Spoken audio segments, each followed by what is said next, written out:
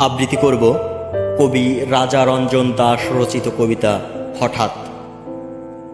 হঠাৎ একদিন দেখা হবে, সিঁথিতে থাকবে সিঁদুর, পাশে থাকবে স্বামী, আমাকে দেখিয়ে দেখাবে সোহাগ।